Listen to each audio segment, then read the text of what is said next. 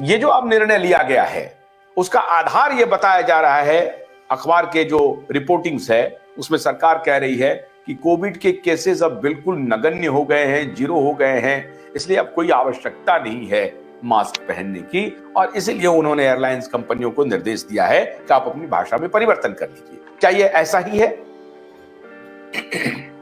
देखिए, जहां तक मास्क मैंडेट की बात है, तो पहले तो यूनिवर्सल मास्किंग अपने आप में शुरू से ही मैं समझता हूं कि बहुत सेंसिबल स्टेप नहीं कहा जा सकता, ना ही साइंटिफिक स्टेप कहा जा सकता है। और अगर आपको याद होगा तो WHO ने शुरुआत में ही बोला था कि यूनिवर्सल मास्किंग की जरूरत नहीं है। सबसे पहले उन्होंने शुरुआत में ही बोला। फिर धीरे धीरे वो lockdown, social distancing, universal masking कैसे आ गया, इसका कोई वैज्ञानिक प्रमाण उन्होंने प्रस्तुत नहीं किया, लेकिन धीरे धीरे एक दूसरे की नकल करते गए लोग और वो यूनिवर्सल मास्किंग पे आ गए। और यूनिवर्सल मास्किंग होने के बावजूद भी कई स्टडीज हैं, कई डेटा है जो ये साबित करता है कि चाहे मास्क आपने किसी जगह पे पहना है या नहीं पहना है, लेकिन उन जगह पे कोविड के केसेस में कोई ज्यादा तब्दीली या ज्यादा फर्क नहीं महसूस हुआ। और सबसे बड़ी बात यह है कि मास्क जो है अपने आप में तकनीकी तौर पे इस काबिल नहीं है कि एक वायरस को रोकने की क्षमता रखते हो, खासकर रेस्पिरेटरी वायरसेस। और जैसा कि बाद में लोगों ने बताया, WHO ने भी बताया कि एरोसोल ट्रांसमिशन है, और अगर ऐसा हम मानते हैं कि एरोसोल ट्रांसमिशन है, वो भी एसिम्प्टोमेटिक के थ्रू भी है, तो उसके आधार पे इसको किसी भी तरह से वैध नहीं ठहराया जा सकता, क्योंकि ये जो आपका मास्क है वो कहीं ना कहीं आपके मास्क के साइड से कहीं से भी आराम से लीक कर सकती है एयर, और एयर लीक करती ही है। तो और जिस तरह के मास्क ये लोग मैंडेट करते हैं उसमें तो बहुत जगह होती है, उसमें तो वायरस क्या बैक्टीरिया भी बाहर आराम से जा सकते हैं और उसमें कोई कष्ट नहीं होगा। तो किसी भी तरह से वो इस बीमारी को रोकने में सक्षम था ही नहीं शुरू से अभी तक। लेकिन अगर अभी ये कह रहे हैं कि इन्होंने इसलिए कर दिया है क्योंकि केसेस कम हो गए, तो मेरे ख्याल से केसेस की संख्या आज कम नहीं हुई है, ये पिछले 6 से 8 महीने से ज्यादा हो चुके हैं, शायद ऑलमोस्ट कह लीजिए सेकेंड वेव के बाद से अभी तक कोई बहुत ज्यादा केसेस आए ही नहीं है हिंदुस्तान में, क्योंकि हिंदुस्तान की जनता ऑलरेडी इम्यून हो चुकी थी, करीब 80% से ज्यादा लोग, और बाकी वैक्सीनेट हो गए थे। तो हमको तो एक्चुअली इसकी जरूरत बहुत पहले खत्म हो गई थी। लेकिन एनी हाउ, आज भी अगर इन्होंने ऐसा ये स्टेप उठाया है तो स्वागत योग्य है। और सबसे बड़ी बात यह है कि अपने आप में एक बहुत ही हास्यास्पद स्थिति तब होती थी जब आप एरोप्लेन में जाते थे, एयरपोर्ट पे आपको बोलते थे कि आप सोशल डिस्टेंसिंग रखिए, मास्क लगाइए, और जैसे ही आप एयरक्राफ्ट में घुसते हैं तो वहां कोई सोशल डिस्टेंसिंग संभव हो ही नहीं सकती है। और दूसरी बात, जो मास्क के लिए पहले बोलते थे कि आप मास्क लगा के रखिएगा पूरे जर्नी के दौरान, और थोड़ी देर बाद आपको जो है ड्रिंक्स और आपके जो फूड, वो बेवरेजेस और आपका जो केटरिंग है, केटरिंग सर्विस शुरू हो जाती थी। तो उस टाइम में तो मास्क लगा के तो आप कुछ खा नहीं सकते या पी नहीं सकते, मुझे नहीं समझ में आता किस तरह से।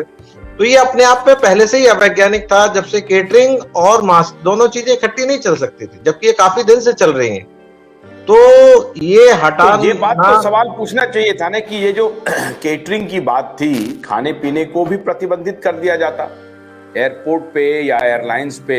नहीं किया गया था शुरुआत में किया गया था प्रतिबंधित, लेकिन बाद में इन्होंने देखा कि भाई इनकी जो इकोनॉमी या कह लीजिए इनका जो कह लीजिए पैसा बनता है, बिजनेस है, वो तो कम हो रहा है। तो उन्होंने दोबारा खोल दिया है सारा केटरिंग, चाहे एयरपोर्ट्स के अंदर हो चाहे एयरक्राफ्ट के अंदर हो। जब वो खोल दिया तो मास्क उसके साथ इमीडिएटली अपने आप ही चला जाना चाहिए, कि दोनों चीजें साथ नहीं चल सकती क्या। लेकिन ये जो इस सामान्य लॉजिक की बात जो सामान्य जन भी समझ सकता है, उसको इतने बड़े साइंटिस्ट, इतने बड़े डॉक्टर्स, इतने बड़े पॉलिटिकल लीडर्स वो नहीं समझ पाए। ये कैसे हो सकता है? क्या मास्क प्रोटेक्ट करता है इन्फेक्शन से? इसके कितने रिपोर्ट्स हैं सर, इसके कितने शोध हैं? दर्शक हमारे जानना चाहते हैं कि मास्क जो है। हमारे नए मेहमान और जुड़ गए हैं, प्रकाश पोहरे जी। स्वागत है प्रकाश जी आपका। नमस्ते। नमस्ते। हाँ नमस्ते नमस्ते नमस्ते। तो जी नमस्ते, प्रकाश जी जुड़ गए हैं। अरविंद जी, इसके कितने आपके पास एविडेंस हैं कि मास्क जो है वो इन्फेक्शन को रोकता है? मेरे पास तो ऐसा कोई खास एविडेंस नहीं है जिसमें ये कहा जाए कि ये मास्क जो है स्टडी, कोई रिसर्च, कोई रिसर्च रेस्पिरेटरी वायरसेस को रोकने में है। जो स्टडीज हैं भी वो बहुत ही स्मॉल फ्रैक्शन ऑफ प्रोटेक्शन देती हैं। किसी स्टडी में 11% प्रोटेक्शन, किसी में 12% प्रोटेक्शन, कोई 16%। मतलब कहने का ये है कि ये किसी भी तरह से एक फूल प्रूफ तरीका नहीं है इस वायरस को रोकने का। अच्छा, ये दर्शकों को जानना बहुत जरूरी है कि स्टडी है, क्योंकि ये लोग बोलते हैं ना कि मास्क प्रोटेक्ट करता है, इसकी स्टडी है, पीयर रिव्यूड, बहुत कम, मतलब बहुत ये जो स्टडी है, आपने कहा कि किसी में एकदम मिनिमल प्रोटेक्ट करता है, मिनिमल प्रोटेक्शन देता है, मिनिमल प्रोटेक्शन है। अच्छा, मास्क प्रोटेक्ट करता है, इसका जो एविडेंस है वो मिनिमल है, जो स्टडी है, जिसका हवाला देकर के दुनिया भर की सरकारों ने, दुनिया भर के वैज्ञानिकों ने, सरकार के साथ साथ बिके हुए वैज्ञानिकों ने उसको इंपोज कर दिया। अब मास्क प्रोटेक्ट नहीं करता है, इसके कितने स्टडीज हैं? ये तो स्टडीज की जरूरत ही नहीं, इसको तो आपने पेंडेमिक में खुद ही देख लिया है ना। ये तो अपने आप को साबित हो गया। स्टडी जब आ गया कि 11% ही करता है, मिनिमल प्रोटेक्ट करता है, इसका मतलब सारे स्टडी ये कह रहे हैं कि मास्क प्रोटेक्ट नहीं करता है। करेक्ट, वो तो ऑटोमेटिकली आप समझ लीजिए ना कि जब मास्किंग होने के बावजूद भी कई जगह हैं जहां पे कि कई स्टेट्स ने मास्किंग यूनिवर्सल रखा, कईयों ने नहीं रखा। खासकर यूनाइटेड स्टेट्स में ऐसे कई सारे जो है एग्जांपल्स दिखाई देते हैं, और उनके जो इंसिडेंस में कोविड के कोई फर्क नजर नहीं आया।